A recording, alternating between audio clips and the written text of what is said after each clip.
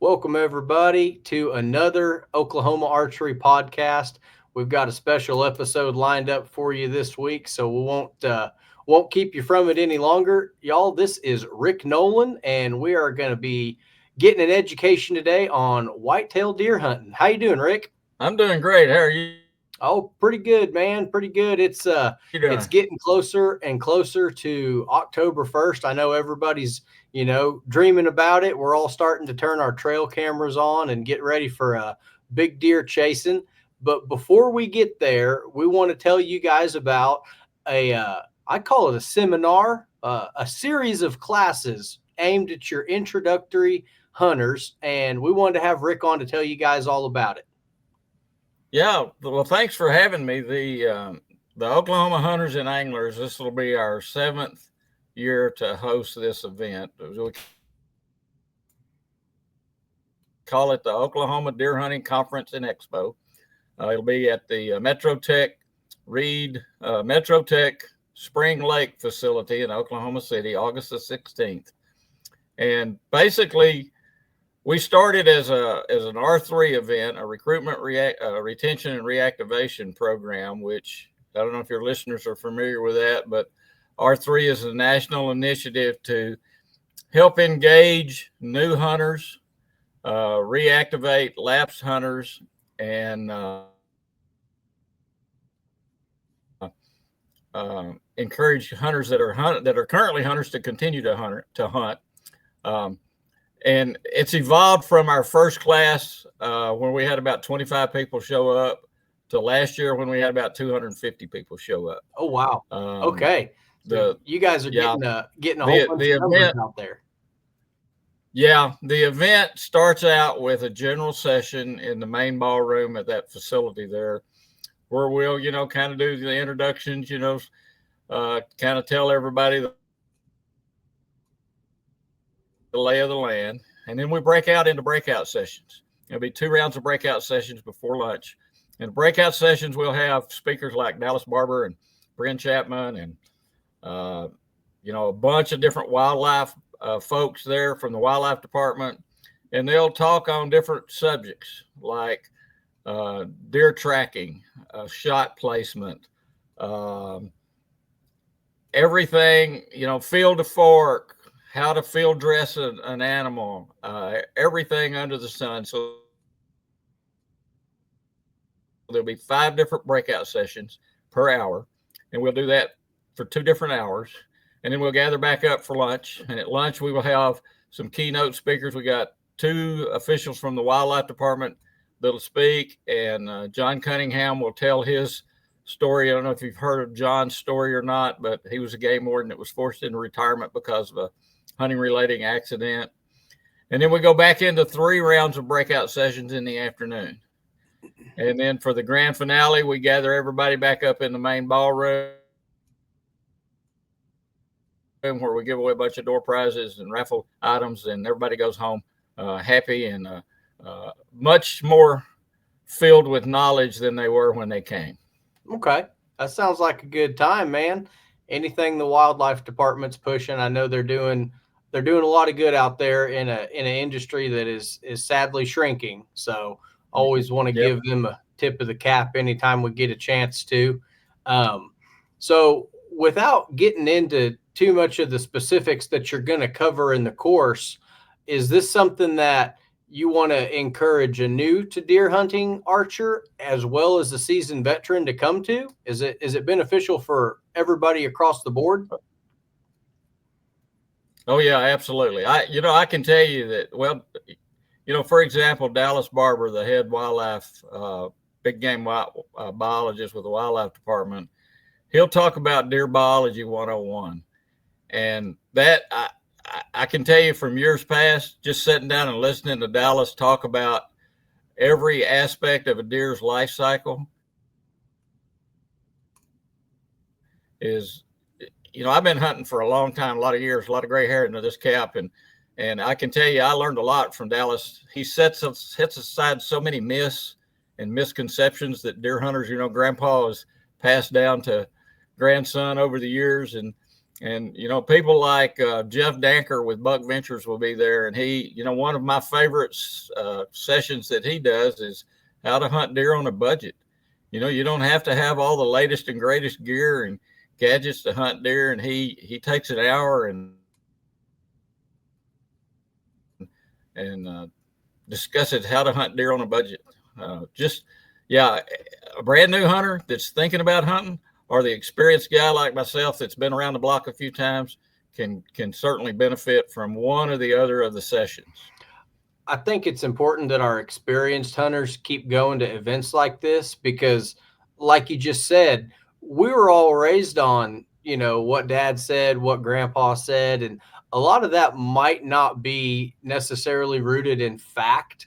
I think a lot of it could be old wives' tales and, just old sayings. And because you got to be honest, when it comes down to succeeding in October, November, December, there's a lot of it that's just kind of luck and happenstance. I mean, you got to be out there, you got to be the right place, the right time. And if the wind and the deer will cooperate and you can squeeze a shot off, like that's a lot of moving pieces to put together at one time. So definitely encourage your seasoned veterans or so-called self-expert whitetail hunters, because man, everybody out there is a self-proclaimed big deer killing expert. And I'm probably one of the worst of them. I get lucky every year and run an arrow through a couple of them. And everyone's like, how do you do that? And it's like, I'm hunting on 4 acres of tree, 18 yards from a corn barrel with 6 cameras on it. It's a little section of private land. I was raised on that piece of ground since 94. And there's not a lot of hunting pressure until rifle season kicks off. So yeah, it's my own little paradise, but I think I've shot 400 inches of whitetail on it in the last 2 years. So, yeah. I mean, a lot of it is getting lucky, but I think it's important as ambassadors of the sport, as like, I've got people that everybody wants to come hunt with me. And most of the time it's just first timers. I want you to get your first deer. I want you to get your first bow kill, and then you're off the tit. Go struggle like the rest of us, brother. I love you, but that's my tree and I'm probably going to be up in it. So I think that everybody kind of has that, what am I trying to say? Everybody has that obligation to introduce somebody to hunting, but it's so hard when they get on the internet and people are going to war in the comments about, oh, you got to hunt with ozone, or, oh, that broadhead won't kill a deer. Oh, your bow has to be tuned like this. There are lots of ways to succeed in October, because I guarantee you everybody's grandpa smoked half a pack of Marlboro Reds wearing a red flannel shirt and killed more deer with a lever action 30-30 than you or I could ever drag out. I mean, it's been done a lot of ways for generations, and we being in the technological age and everybody's a Facebook expert and an internet expert, man, it's such a divided community sometimes when you see people that then they might mean well and just be really strongly opinionated on what worked for them. But that's not the be all end all for 99% of regular old guys that are, we'll work 9 to 5 and you might get 8 sits a year in. Like, yeah, there's some lucky guys out there that they get to go hunt 1,000 acres and they got a job that'll let them get off work exactly when the wind's right, exactly when the moon's right, and exactly when that trail cam tells you that big buck's going to be there. So yeah, that's the 1%ers club. That's not all of us. So getting it down into layman's terms, and that's my biggest thing is I'm aiming at 95% of people. If you're in the top 5%, there's probably nothing I can teach you, and I'll admit that. Right.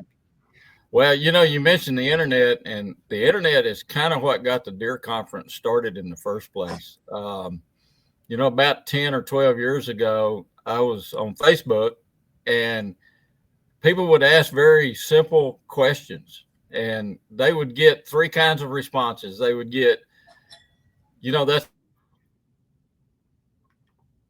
a stupid question. Why are you even asking it? Or they would get some really stupid answer to a really simple question, or they would sometimes get illegal advice. And so that's kind of what got the deer conference started.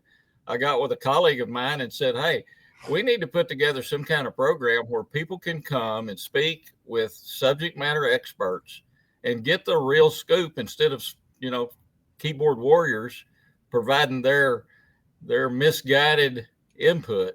And so, that was 10, 12 years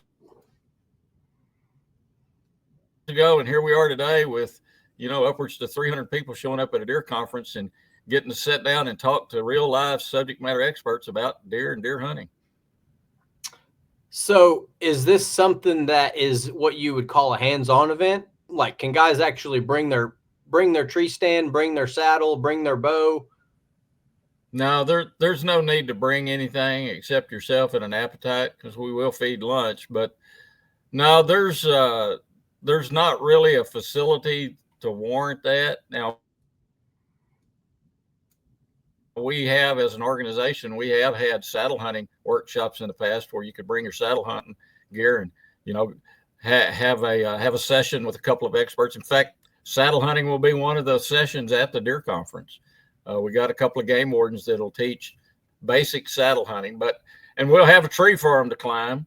They're inside the facility. At least that's the current plan. But no, there's no need to bring a bow or a tree stand or anything. Just come with an open mind and a willingness to learn and ask questions and participate. The camaraderie of it. You never know who you're going to meet, who you're going to sit next to at a chair and a table and have a conversation with. And, we've had people that have connected at that conference that turned out to be hunting buddies. So you just never know what's going to come out of it. That's the kind of event we want to get together, because I can tell you the last 3 deer I've killed have run a pattern exactly like a buddy or two of mine have described, coming at having a big buck make that J into the wind and come back in the field this way. And 2 out of the last 3, I think, ran that play exactly. And I've talked to Chris Hammond about it. I've talked to Josh Jacobson about it. And if you listen to these guys, they've seen a lot of deer activity. And I'm not saying that it's ever going to benefit you, but it's free information. You know what I mean? I mean, it's guys that are looking at, wind direction and food plots and bedding and overhead maps and stuff like that. I just pick my stand based on what tree I think is going to be the most comfortable to take a nap in.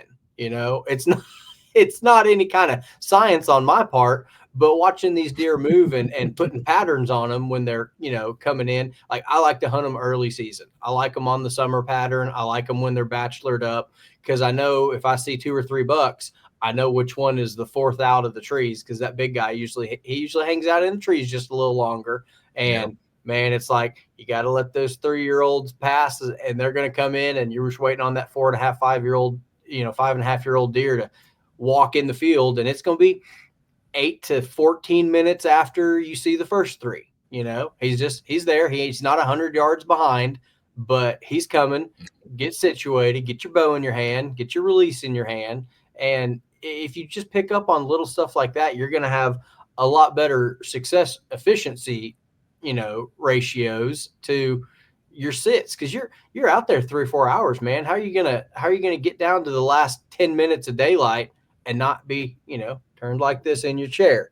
Have that bow off the hanger, have it in your lap right here. Get that release out of your bino harness and have it in your hand. And you better be right here, because he's going to take 3 steps, probably broadside, and he's going to stop and look around. You better be at full draw. That's period. Done. I mean, yep. There's no way to, you just got to be ready. And unless you've done it, I've got some friends that are, older than me in their 40s that have never killed a deer, and watching them chase them for the first time, watching them try to get to full draw for the first time it's like, man, I love you to death, bud, but you really ain't, you never done this before. And you can't hold that against them, because a lot of people grew up. I mean, I was 12 years old, 13 years old when I killed my first archery deer. A lot of it is just, it's second nature to us. But when you're getting new people in there, they don't know when to draw the bow. They don't know how to watch the deer, and draw that bow when he's behind a tree. He's going to take 3 steps. They move around, it is a moving target. And I think the more we can immerse people in stuff like that and get them, make them feel like they're experienced, because let's be honest, hunting is frustrating because you do everything wrong the first couple of times.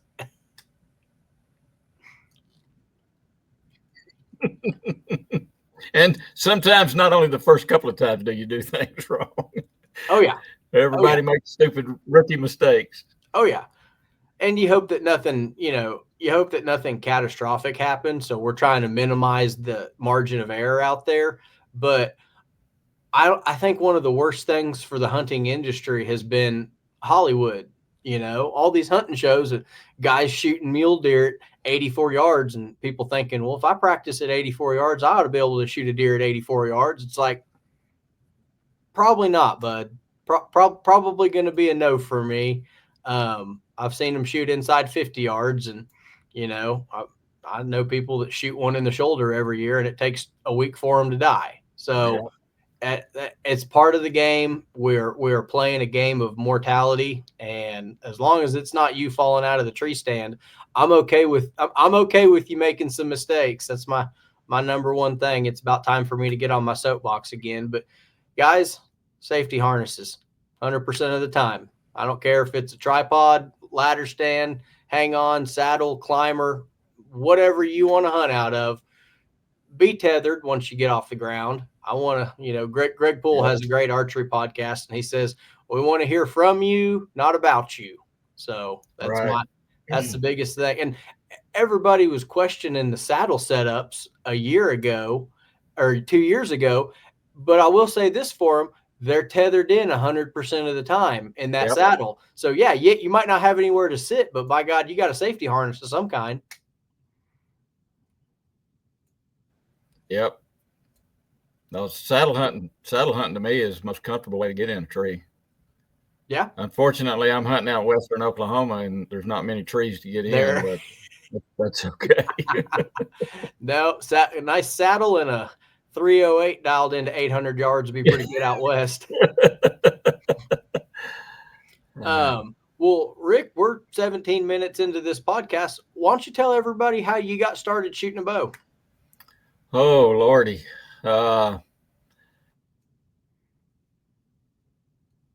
So I guess in 1973, that goes back a ways, I got out of high school and went to work for a sporting goods store in Mesquite, Texas, and was selling fishing tackle and guns and archery equipment.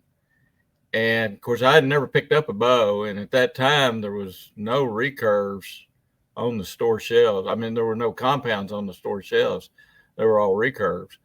So I bought a bare recurve bow and started shooting, and graduated from that to a few years later, and I can't remember the exact year. A Bear came out with a whitetail hunter, which was a cam bow that had adjustable weight on it. And I started shooting it and shot it for years and years and never killed a deer with it. And eventually, kind of a funny story, I gave that bow to my son, and he was, I don't know, 18 or 19 years old or so. And we had moved to Oklahoma, and he still lived in Texas. So one Saturday morning, I was going to go to Bass Pro Shops in Dallas because there was no Bass Pro Shops in Oklahoma, and was going to buy a new compound bow. And of course, I was always a big fisherman and had bass boats. So my wife called me on my way to Texas. She was in Tulsa. And anyway, she called me on my way to Texas and asked me what I was doing. And I said, well, I'm going to Texas. I'm going to go down and meet Tim, my son, and get a new bow. And she said, well, what's wrong with the bow that you have? And I said, well, I gave it to Tim. And she said, well, why did you give your bow to Tim? And I said, well, because he didn't have one. And she said, well, what's the matter with the bow that you got? And I said, nothing, it's just not fast enough. And she said, my God, Rick, that boat goes 70 miles an hour. How much faster do you need to go? And I said, no. It's a bow, not a boat. She thought I was going to go buy a new boat because I had given my other boat to Tim. So I've been shooting bows most all my adult life. I really got into deer hunting after I moved to Oklahoma in 2000.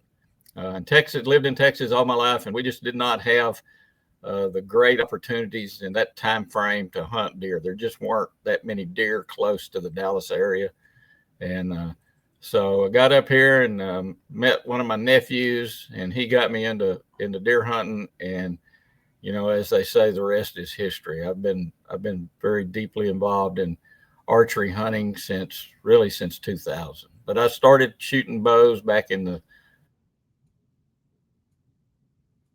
mid 70s. There you go. So you've seen some technological advancements through the years, haven't you? Yes, I have. And I've been around.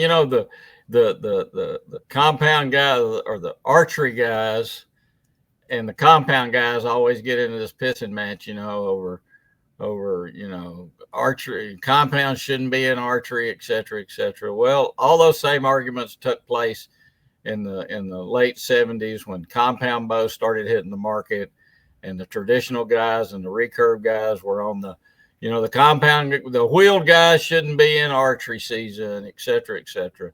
And at the end of the day, what difference does it make what you hunt with and what I hunt with? As long as it's legal and ethical, have at it. So, yep, I've seen a lot of technological changes over the last 40 or 50 years. There's nothing more ethical than a crossbow that dials them into a coffee cup at 110 yards, baby. I mean, and I think it deprives them of an opportunity to shoot tournament archery, which is kind of my background. I'm the guy that's supposed to get them to come shoot their bow and practice all spring so they don't have to use a compound.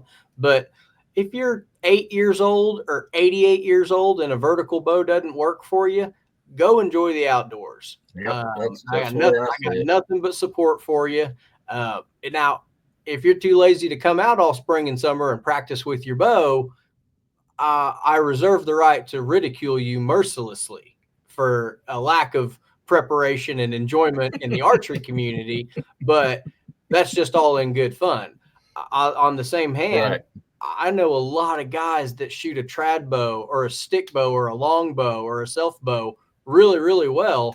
And when they go kill it, an 8, 10, or 12 point deer that's like this, that just means so much more because they did it inside 22 yards. Whereas the compound guys are like, yeah, man, I shot him at 56 yards. It's like, man, I'm trying to get as close as possible to him. I'm trying to shoot one at 12 yards, not 112 yards. And if you take that shot and you think it's ethical, more power to you, brother. But you're not going to catch me flinging an arrow on one outside 60s a poke for me. Well, I'm a lot closer than that. I'm a 30-yard guy. I've seen too many deer duck the arrow, get out of the way of the arrow, poor shots as a result of those deer moving when you release that string. I'm a 30-yard and under, preferably a 20-yard shot guy myself. Yep, I've shot one deer at 40 yards, and he's dead. He's hanging right up there, slightly off camera. But other than that, I haven't used. I've got a 50-yard pin on my bow. I just shoot the 4-pin setup, 20, 30, 40, 50. I have never used the 50-yard pin. Yep. So I got a new slider 4-pin setup this year. I'm running a B3 Lynx, and I don't know if I'm smart enough to figure out how to dial that in where it slides down, honest to God. So it's nice to have. I'm more get it so I can go to some of like the Shot 3D experience and TAC events and stuff like that. But if there's ever one that pops out at 60 or 70 yards, and it'd probably be a doe, it's probably not going to be a trophy buck. Yeah, if she's standing there snorting at me broadside at 65 yards, I'm probably going to educate her just a little bit and hope she don't duck under it. But yeah, I'm 30 and under most of the time because I want to get in close. I don't want to I love tracking them, but I'm lazy, so I don't love tracking them very far. So most of the time I'm, hoping they roll over in 25, 30 yards, and it's a pretty quick trip to the tractor for them. But it doesn't mean that's a universal rule for how everybody has to do it. If you're a big fancy pro archer and you can shoot a quarter size group at 65 yards, sounds fine to me. Yeah, the problem is that foam doesn't move, and that deer does. I'll tell you what, it's hard enough shooting the foam, man. Where you're shooting. I mean, you go hang a dozen quarters up at 45 yards and shoot your dozen arrows at them. How many of them are you going to hit? Half of them is a pretty good day, Yeah.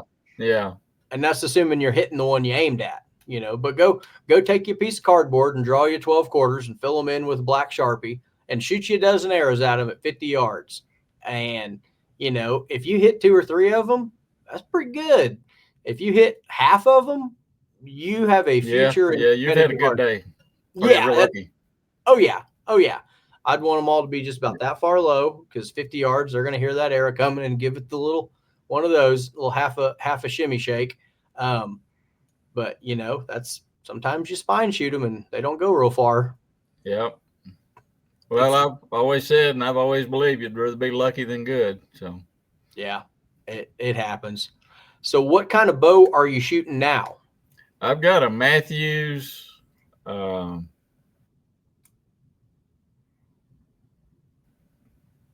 Man, I want to say Vexus. Does that sound right? Verdicts. Verdict? V3? Verdicts. Yeah. Yeah. In fact, I just took it over to Okie Land and had them tune it up and knock the dust off of it. And so I'm starting to shoot, getting ready for the fall. What's your preparation look like in the coming months? Because you're shooting in July, so you're what we consider one of the early birds, and I know the shops appreciate it when you get it tuned up, not in September. I've told every one of them, y'all ought to charge extra $100 if it's the month of September, and they come in, hey, can you get my bow ready for October? Like, man, come on, that ought to be like a speeding ticket right there. Yeah. So I don't shoot a whole lot. I'll shoot 4 or 5 or 6, maybe 8 or 10 arrows every morning or every other morning. Of course, I'm retired, so I can get out and do that. I'm not a guy to go out and just hammer. I kind of feel like if you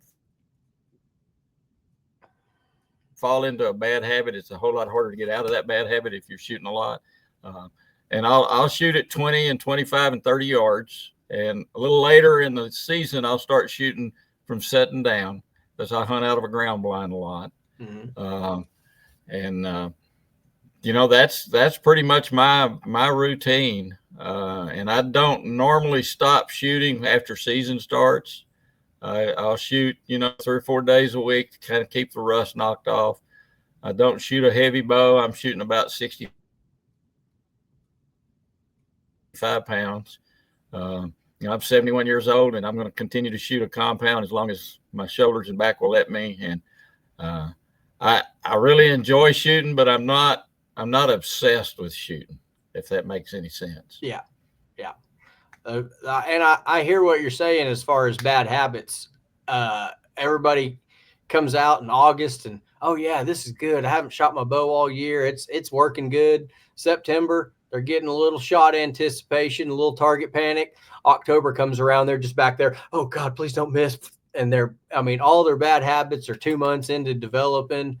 And I kind of like to hit it head on. I say, come shoot the ASA, come shoot a indoor league, come shoot your bow regular and let's teach you good habits. But when October, November roll around, I see a lot of guys shoot 1 arrow a day. Well, because that's all you're going to get on that deer. 1 arrow, all the money on 1 shot. And, it's just to keep the shoulders loosened up. Cause that's the worst part. 65 pounds is a lot, but you go sit on the side of a tree for 4 or 5 hours and you're all hunched up like this. And then you got to crack it loose as slow as you can and as smooth as you can. That's where you start seeing those, front shoulder, back shoulder, pull a muscle in your back, pull a muscle in your neck right here. I did it the other day. I took my brand new Darton Sequel 35 out of the box, and it's going to be my hunting bow this year. Shot a Hoyt up until last year and made the switch over to the Dartons and been real pleased with it. And I hadn't shot a 70 pounder since last year. So I was sitting here in this chair going, well, you're going to be sitting down when you shoot. Better see if you can pull that thing back. And I just pulled it right out of the box, and I pulled it, and it just kept pulling and pulling and pulling. And I realized about an inch past my ear, I never changed the draw length adjustment. I was pulling a 31-inch bow at 70 pounds, and I felt it all back through here for the next 2 days, man. I was like, man, that ignorance I have on me is probably going to cost me at some point. But we changed the draw length on it to 28.5, and dude, it's shooting so good right now. I cannot believe that I was shooting inside out Vegas X's at 20 yards, and I can't do that with my tournament bow. And I'm like, every year I set my hunting bow up, and it's just a regular old pin setup, short stabilizers, not a lot of weight on it, kind of keep it simple. And I just enjoy shooting it so much compared to my tournament bow that's got all the bells and whistles and, fancy stuff on there. It's like, man, this is back to basics. Like, this is 100%. It's just enjoyable. So I'm looking forward to shooting it the next 2 months, getting ready for season. Tell us about the rest of your hunting setup. What kind of arrows and release and sight and rest and all that stuff? What do you got on there? Well, I've got a spot hog, I can't remember what it's called. It's got the 2 dots on it. The double stack. 1 dot up here, and then I'm sorry. It's a double stack. Double stack. 2 fibers in it. Right. Yep. I use a tight spot quiver, and I don't run a stabilizer at all on my hunting bow. There you go. I've tried them, and I can't tell that it make it at 20 and 25 yards. It don't make a 1/4 inch difference in my patterns, so I just take it off to lose the weight and the cumbersome of it in the blind. Black Eagle carnivore arrows. I've been running Black Eagle for years and years. I use a Grim Reaper 125 grain broadhead. Never had one fail. Don't see any need to change now. And I use a spot hog release. I forget what it's called, but is it a wrist strap?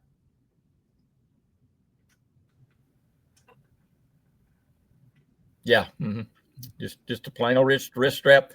I found that for my style of hunting and shooting, it's all I need. I can hit a 1 or 2 inch group at 20 yards every time, and I'm pretty famously knocks off and fletchings off arrows all the time, shooting at the same spot. So, and that's all I need. I'm not dialed in to try to hit that 12 ring at 30 yards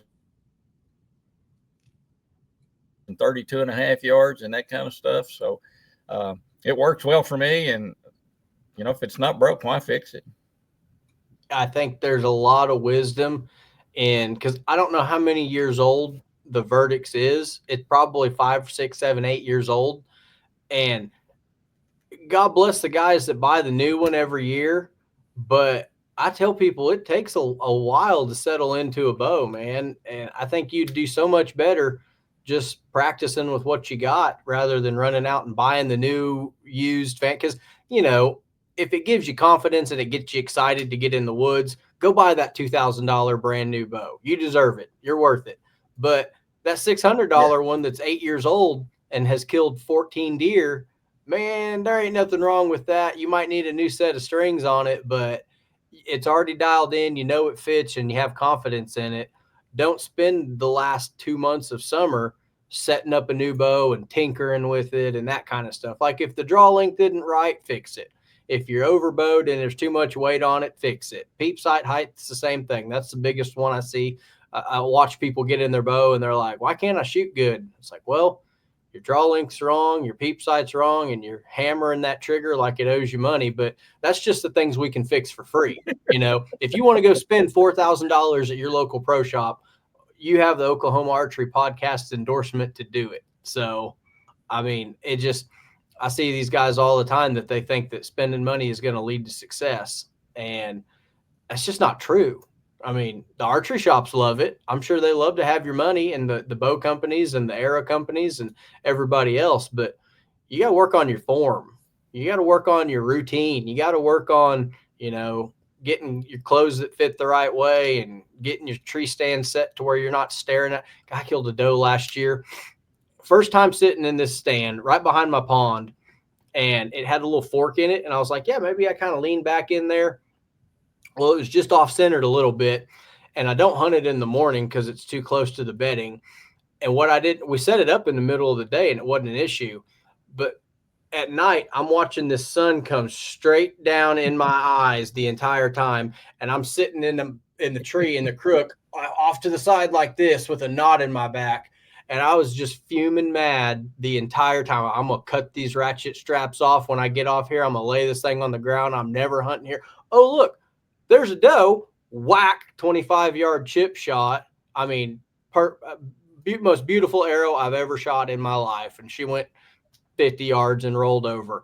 But it's just one of those things that's like, man, you're out there trying a new setup for the first time, new bow, new tree stand, first time I've ever hunted this spot, and everything was wrong. I mean, I pulled the bow back and had a limb right here, and I'm sitting here looking at my top cam going, man, this is really going to hurt this bow here in a second. Let me see if I can lean forward. Got the arrow off, missed the tree branch, but it's just one of those things where it's like, wouldn't you rather do that with a $400 bow instead of a $4,000 setup? Like, if you're going to be stupid in a tree, let's do it on a budget.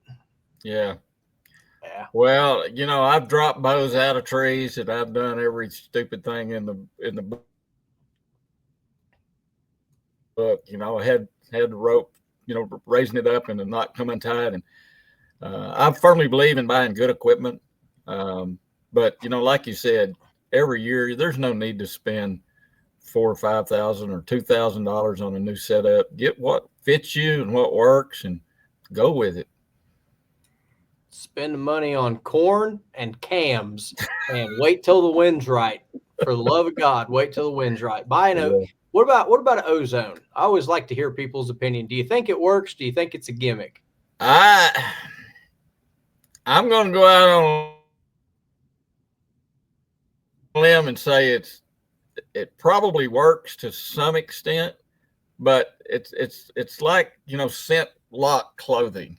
It probably, the only advantage is it creates a smaller footprint while you're in the air. But I think what's overlooked more than anything is you dropping a scent trail going to and from your stand. Mm-hmm. I've seen deer, cross my path when I walked where I had walked in, and I've seen mature deer stop, turn around, and go the other direction when they hit that scent trail. So I think you just need to pay attention to the wind, leave all the gimmicks at home.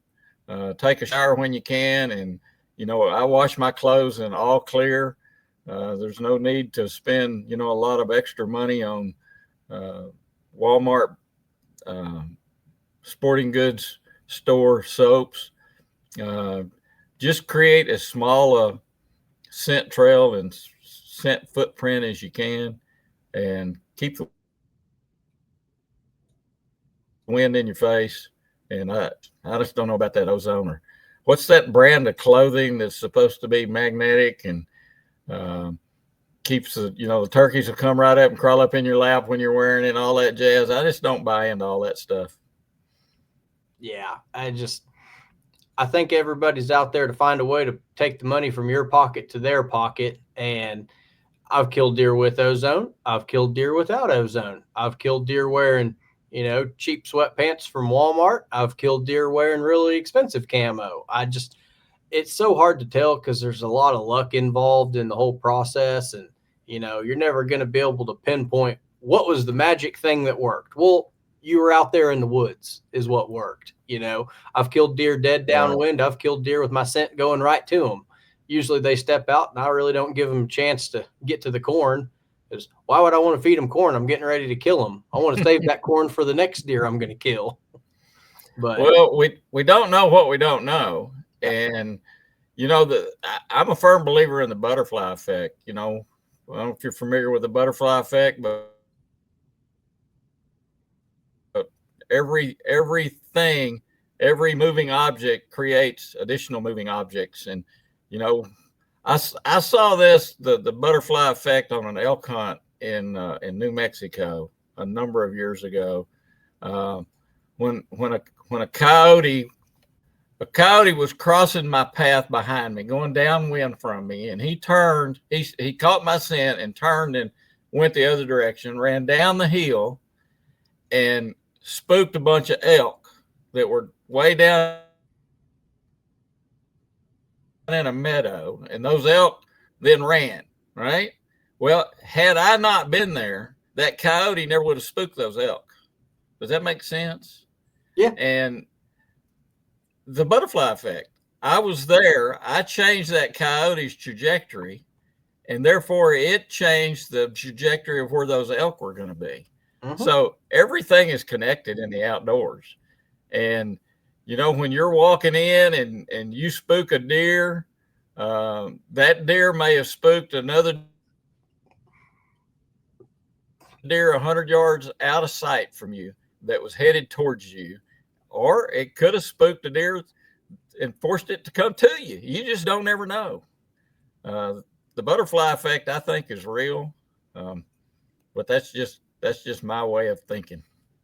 I believe it, man. I think that in the last couple of years, I've completely 180'd from being a shoot whatever deer you see, the first one that comes out, to starting to run trail cameras. And all my buddies tell me I got to quit shooting 2.5-year-old bucks because that's nothing to brag about. Well, I might disagree. I think I put a good shot on them and I turned them into summer sausage and chili. That's something to brag about. But now that I'm looking at 1 or 2 deer as my ones I want to shoot first, and then we'll worry about, you know, doe patrol and, you know, filling the freezer and that kind of thing.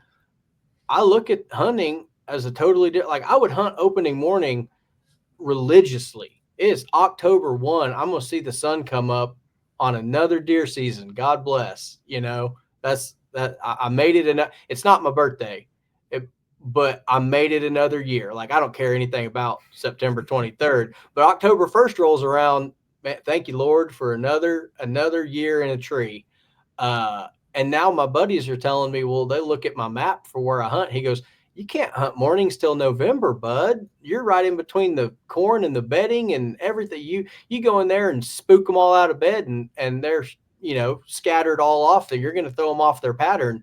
So the last 2 or 3 years, I haven't hunted opening morning, but I've killed a buck October 1st, 2nd, and 3rd in the evening the last 3 years too. So it goes to show you, man, our habits change. The deer are the one constant. You know, the economy goes up and down. The deer are pretty much doing the same thing year after year. I like hitting them when they're all in their bachelor group, because my target buck last year, he saw me kill my target buck in 23. You know, and then I think he saw me kill a doe. So he's seen me shoot 3 deer out of that field. You think he ought to know better than to roll around that corn feeder. But, you know, when there's only one you're looking for and you've seen him, you know, put eyes on him 4 or 5 times and got a whole camera SIM card worth of photos, I feel like I know this deer better than half my friends, you know.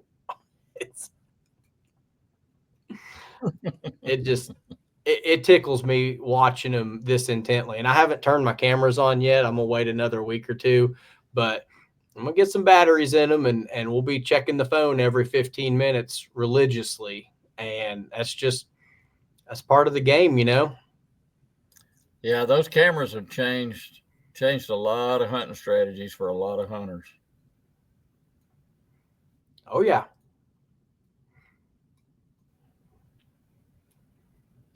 A lot of it scent control and exposure. You don't need to go in there till you know it's time to get the job done. Yep, that's a fact. What cameras are you running?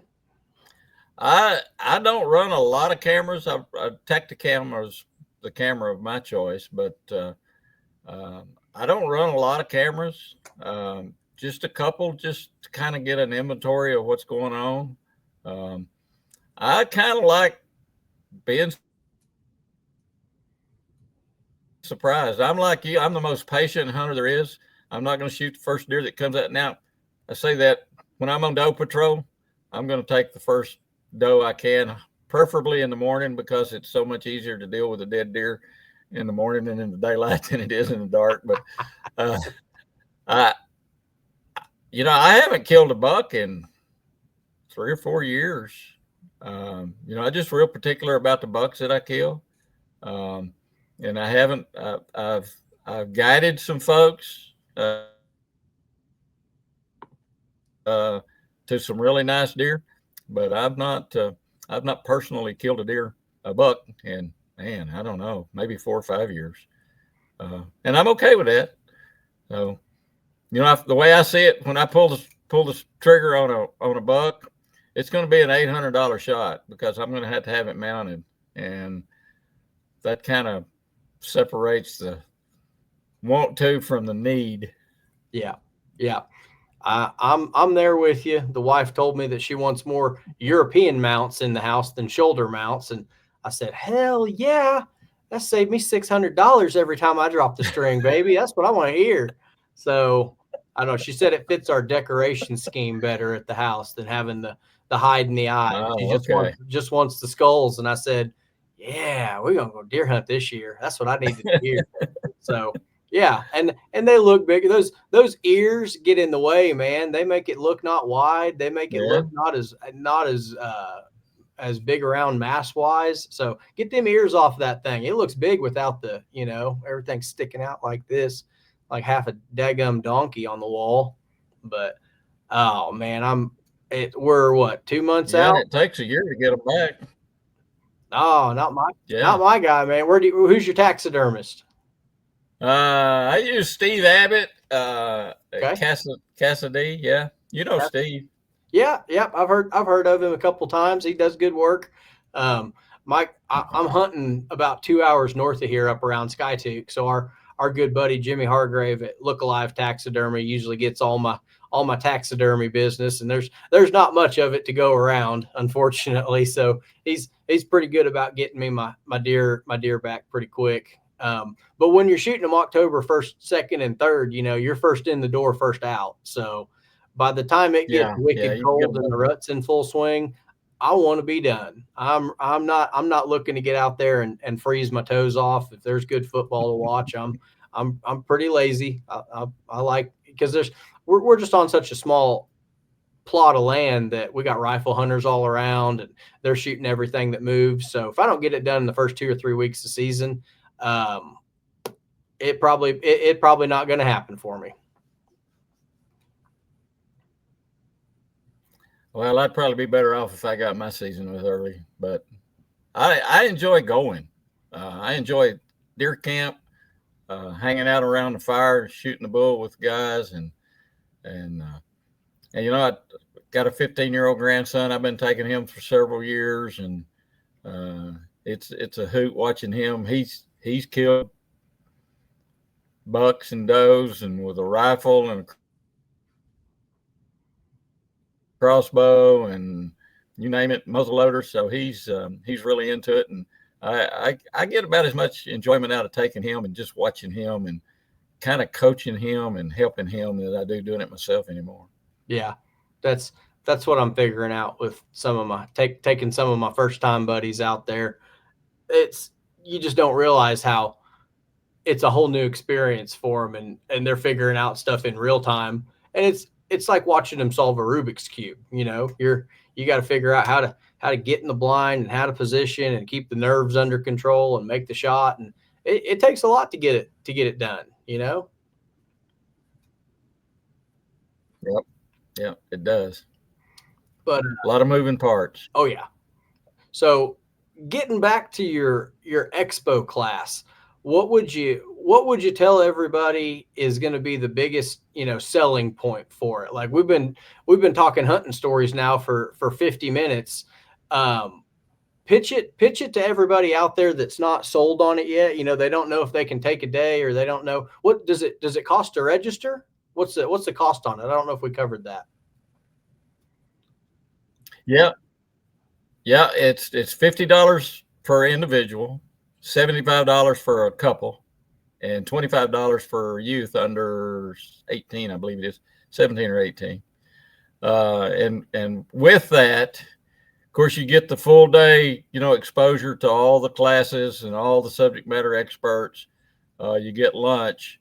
And I guess if there's a monetary reason for coming, it's the door prize. Right now in my bedroom, I've got over $27,000 worth of door prizes that we're going to give away.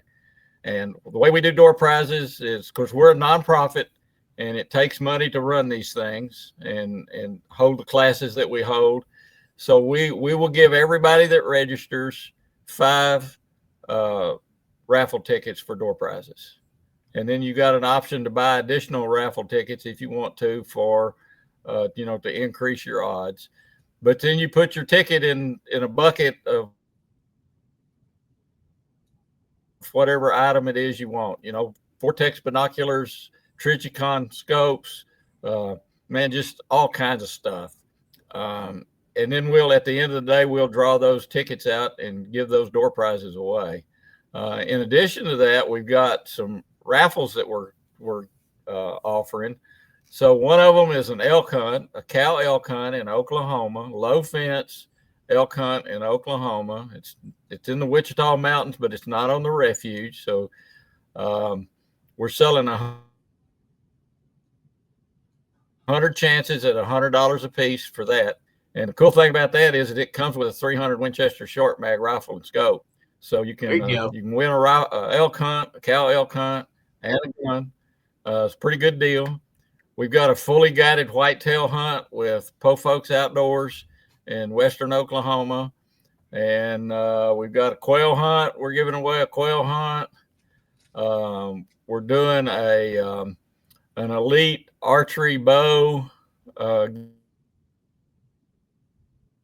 giveaway.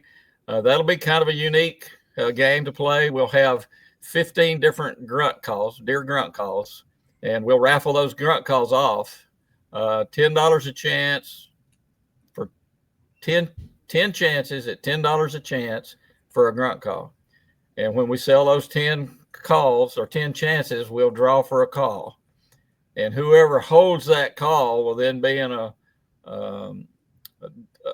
last man standing drawing for the bow. So there'll be 15 people with grunt calls. We'll eliminate those down to the winner of the elite archery bow that's donated by Okie Land bow hunters, by the way. I think that's we have a muzzle loader, a CVA muzzle loader, $20 a chance on that. So we've got a bunch of raffles. That's kind of our fundraiser for the year. The OHA is not big on fundraising, but we do have to have money to operate.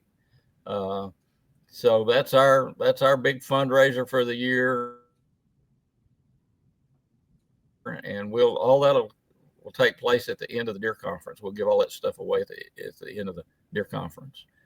So they're getting if you're a new hunter, experienced hunter, it don't matter.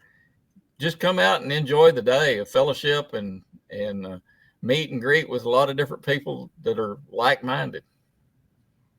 I think it's a great opportunity to get everybody together and, not just swap stories, but swap strategies. I think, that's what makes us all better together. Learn from, don't just learn from your mistakes, learn from my mistakes, learn from, Joe Bob's mistakes and everybody else out there. Cause I guarantee you, my number one hunting tip, bring you half a roll of toilet paper. What are you going to do? Walk all the way back to the truck? Come on, man. This deer season. You run all the way back to the truck. Well, yeah, I don't know how much running is going to be happening, but yeah, you don't want to be the guy coming out with one shirt sleeve and half the belly cut off and one sock at the end of the morning, man. That coffee hits bottom. But just simple stuff like that. I take it when I'm trailing them, and I'll take a little square of it and stick it on that stick right there, just so I can line my drops of blood up as I go through the forest and kind of see which way that blood trail is going. Might not be what you brought it for, but it might help you out. Bring an extra rope, bring an extra flashlight, bring extra battery for your flashlight. I'm usually down there watching football on my phone, so I bring the little cell phone battery brick, and I just sit it right there in my bino harness and sit there and watch the Cowboys lose in the fall. And oh, there's deer coming out. Or usually put one wireless earbud in on the left side. And probably ought to get rid of that so I can hear the deer coming. But I'll leave one ear out so I can hear those leaves, and twigs snapping off and something's coming. But yeah, it's there's different ways that people over the years have gotten better at this. And it's not all spending money. That's what I tell people. They go out, and you could go to Cabela's or Bass Pro or somewhere, and you could spend $10,000-$20,000 if you were a first time deer hunter. You don't need to go get a grinder and a vacuum sealer. You just need a buddy that's got one and a semi-clean garage and a stainless steel table. It just stuff like that. And you're going to find people that probably are hunting within 400 yards of you. If you're a public land hunter or you're hunting a little piece of property, you're going to find somebody that's looking at his trail cam and seeing, the deer that you named Steve, he's named him 8-point with a kicker. You're probably hunting the same deer.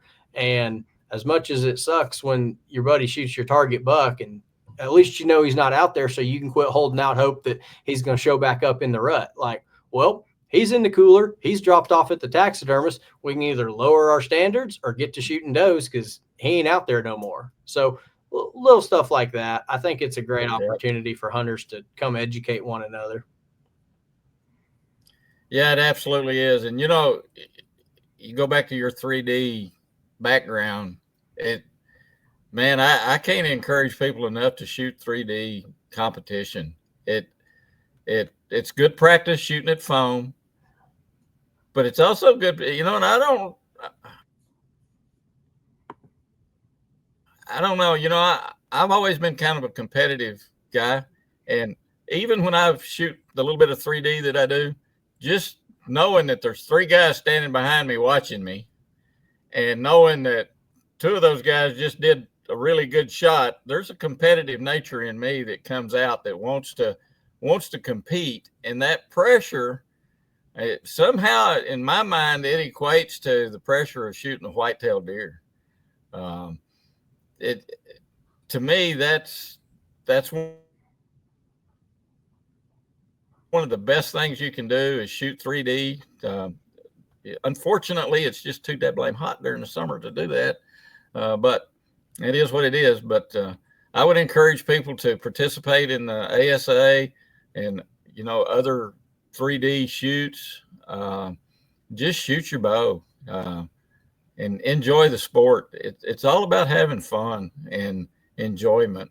So and they might turn into hunting buddies. You don't know that. I mean, that's a fact. You got people that are like, I have a buddy, Dan Gaston, that is pretty good at scoring deer on the hoof, and I had a buck that was 141 last year that I shot, and we couldn't get a good score on him. We judged him in the low 120s, and I was almost ready to pass on him, give him, make the hard decision, give him a year to live and come back at him this fall. And I had another couple buddies score him. They said that deer goes between 138 and 142 easily. And I was like, okay, that'd be the biggest deer I ever flung an arrow at. I better fling an arrow at him. We'll get him dead, and they're a lot easier to measure. Went 141 and 2/8. Okay, perfect.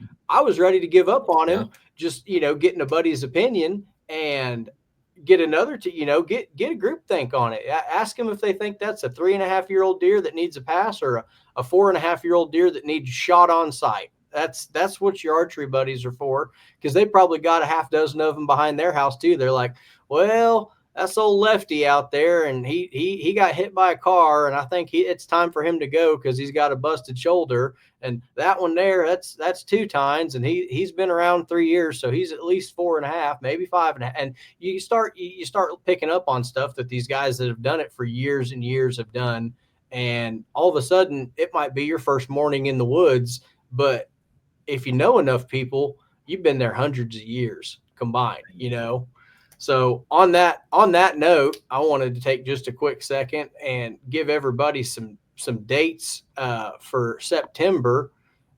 The Oklahoma ASA is going to be doing fall qualifiers for the first time this year, and we're still looking for somebody to fill the last weekend of September, the 27th, 28th, but the 6th and 7th of September, we will be at Bowtown in Dibble, Oklahoma. That's near Blanchard, if anybody's ever heard of it. The 13th and 14th, we will be at Connor State College, way out east on the Arkansas line. And the 20th and 21st, we will be at Borger, Texas. It's a Texas qualifier in Oklahoma. That's at the Canadian River Valley Gun Club, I think it's called. So there's 3 opportunities right now for you guys to come bring your bow out. And, you know, there's all kind of different classes. And if you don't fit into one, you can shoot a fun round. So there's all kind of opportunities for y'all to come get your setups dialed in, shoot under pressure, and hang out with some guys that are probably just as excited deer hunting as you are. So trying to drop those dates real quick. I know September's hard because some guys are off elk hunting. We've never run them in the fall before, so it's a new idea. And, you know, if there ain't but half a dozen people show up, it's going to be a good time. And if there's 116 people there, well, we're ready for you. We're going to cook burgers. We're going to cook dogs, that kind of thing. And, you know, bring your best trail cam picture. I'm as excited for you to kill your target buck as I am me and Rick and everybody else to shoot their target buck.